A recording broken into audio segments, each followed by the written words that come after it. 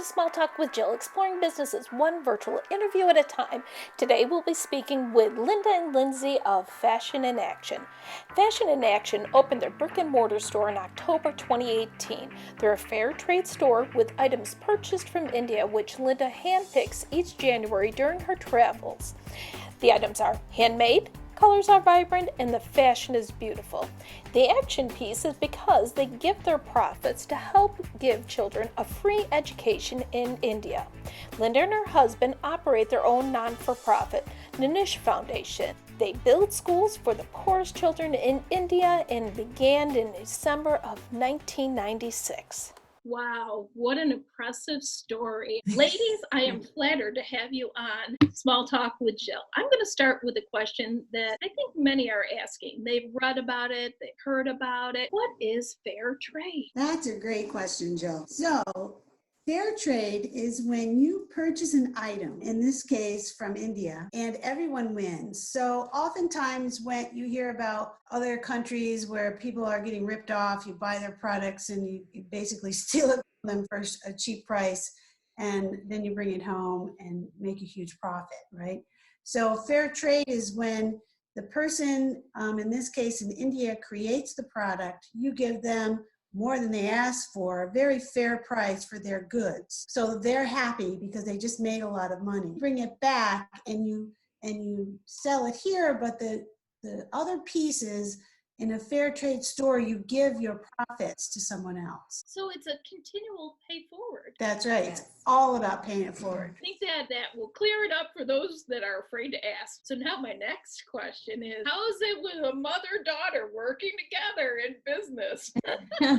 We love it. She's my best friend. We have great ideas. We bounce them off each other. I'll say, oh, well, what do you think if we do it this way? Well, that's great. And how about we throw this in too? Oh, I didn't think of that. So we really work really well together, and she's the mastermind. This is her vision, and I'm so glad I can be part of, the family business and with the foundation. So I'm really glad that I can help. So this store, for the viewers here, is in Otsego County, New York, and that's how we've met. We actually are both in similar industries. We're in fashion. I am a huge proponent of working together, collaborating with one another, and this is a perfect way to show people that you need to work together. Now, because you're in Otsego County doesn't mean that people around the world can't shop Fashion in Action, and that's the purpose of this show, this YouTube show. So give us some examples. Tell us the story. I heard that you had an interesting story with your recent trip to India in January. So it really helps explain the fair trade piece. When you go to other stores that sell tapestries, for example, they're buying them from some industry somewhere, maybe in India.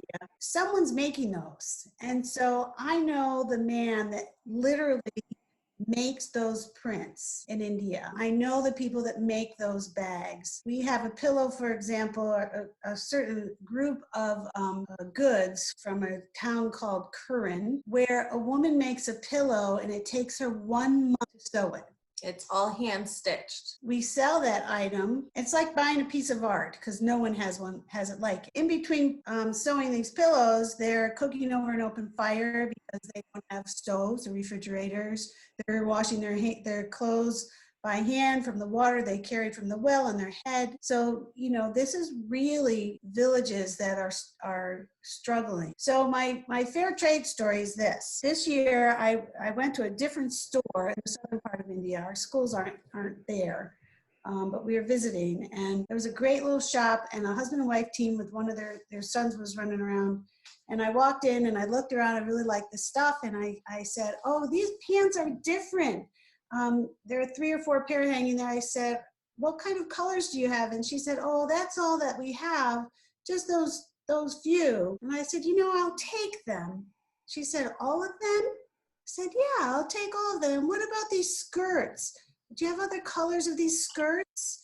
She said, oh, I do. Here's some colors of the skirts. I said, okay, well, give me a few of these. And I bought several items, right? And so when I was paying for them, she said, thank you so much for this purchase because we were about our daughter out of school because we don't have the money to pay for the tuition for the year. And because you made this purchase, we can now send her to school for the year, which is awesome because that's what we're all about, is providing education. Right on the other side of the wall is the tailor, who has his own little business, who's making the clothes for her. So now he has to remake all those clothes, right, for her shop. And now I can call her up and say, I need 6 more of those pants, I need 20 more of those skirts.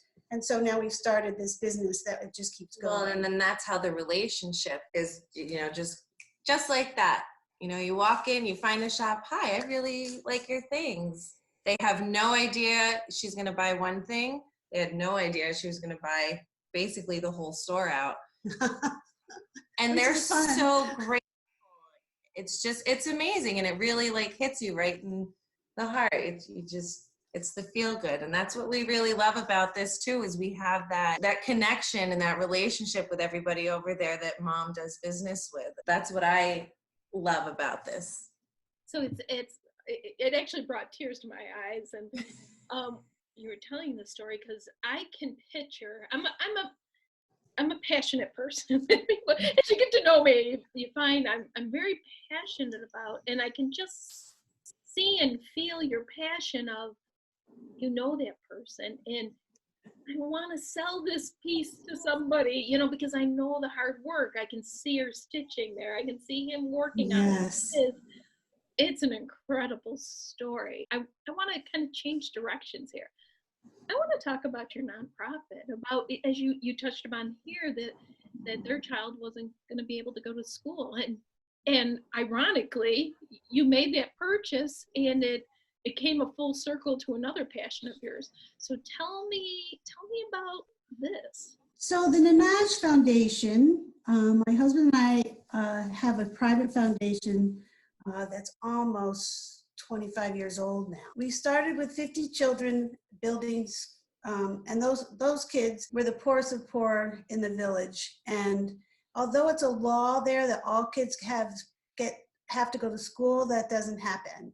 So discrimination is still alive and well there. So if you are born into this specific lower caste, then you are not allowed to go to the public school. So you have millions of children in the country of India that do not have an education and will never get one. And so it's for those children that we started these schools. And we started with 50 kids. The next year we grew to 150. That particular school, which is our oldest school now, it's almost 25 years old, has 670 children, and it looks like the Taj Mahal of all schools. It's so colorful. It's amazing. And beautiful. And now it's because it's so old, we have college graduates who are accountants and anchor women on TV. And they would have never been able to do this if, Mom and Dad didn't step in and say, they're changing the caste system, one school at a time, one kid at a time. And it's just amazing. I went there in 2004, 2005. Twice.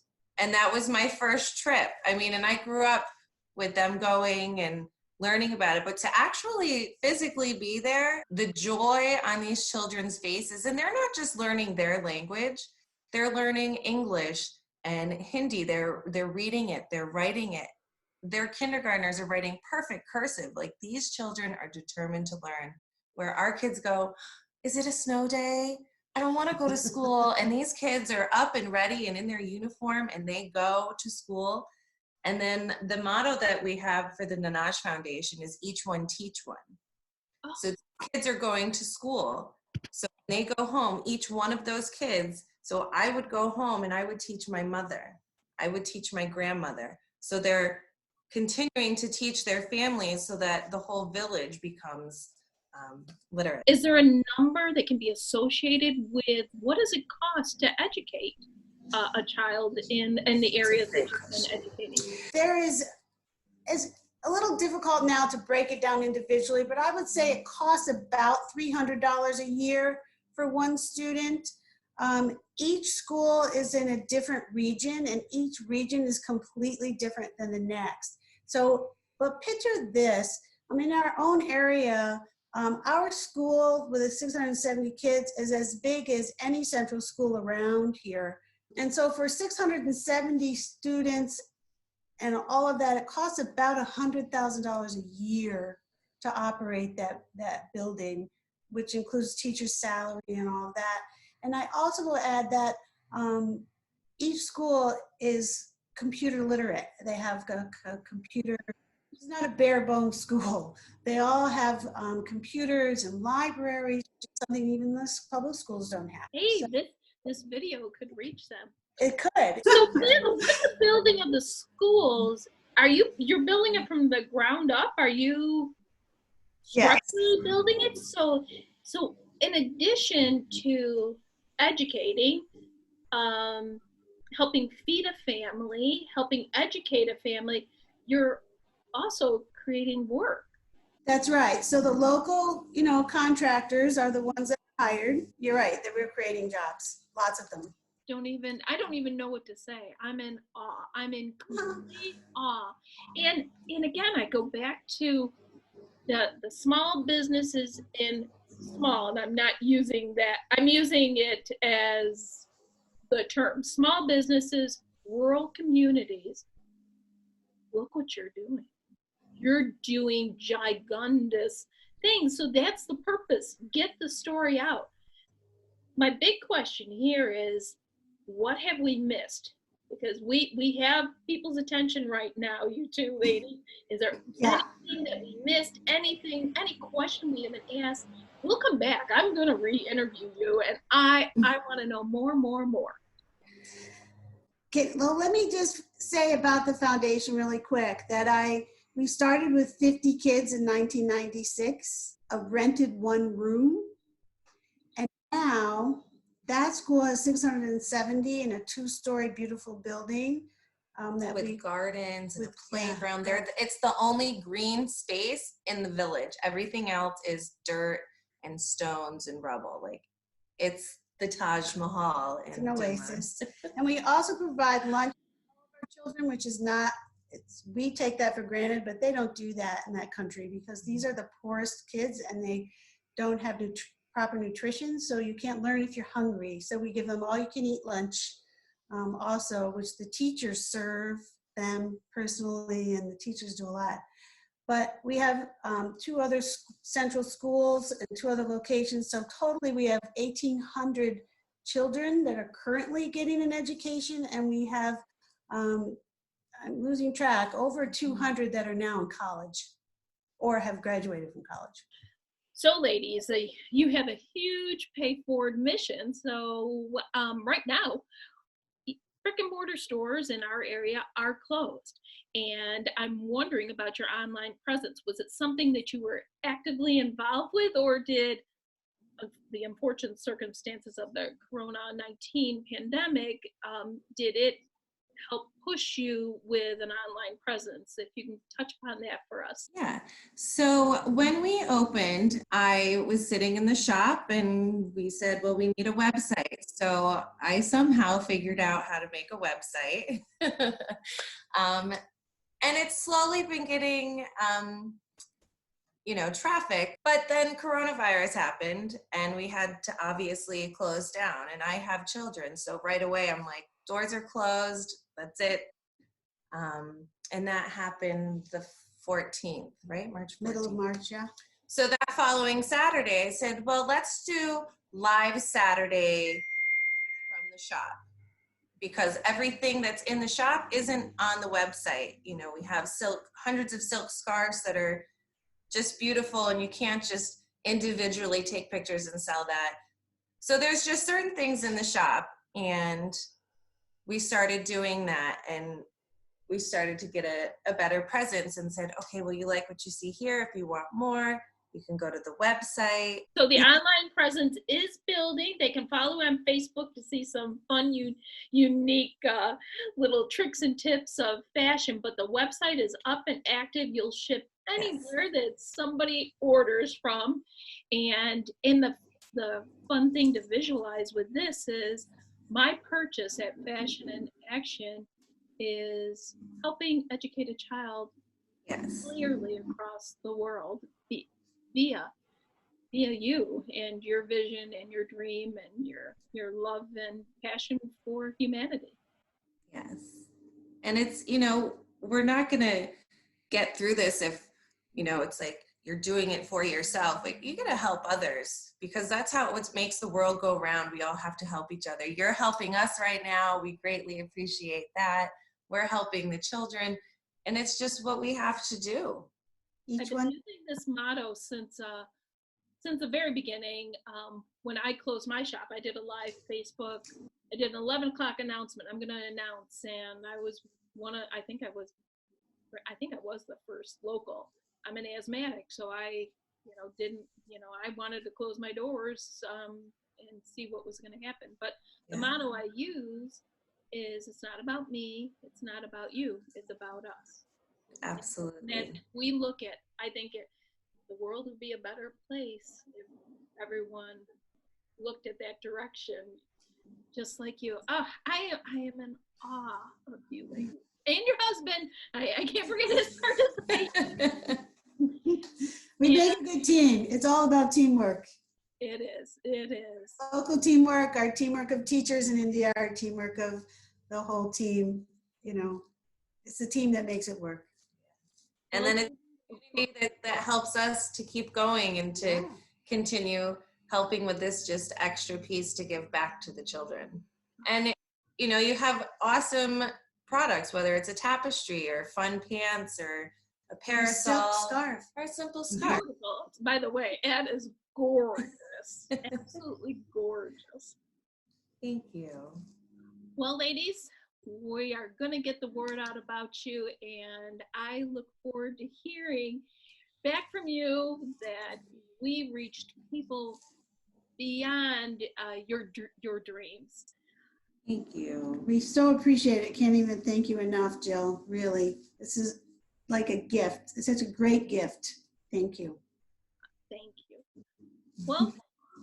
Well, everyone, that's Fashion in Action. Watch to see how you can connect with them and interact, and most of all, purchase and help that child. Help that child educate. Everyone should have the ability to be educated in this world, in this day and age.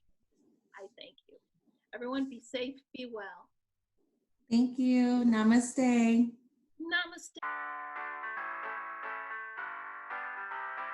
Take a moment here to subscribe and ring the bell so you don't miss out on any other updates from Small Talk with Jill. Until next time, remember, here on Small Talk, we are connecting people to people and business to business.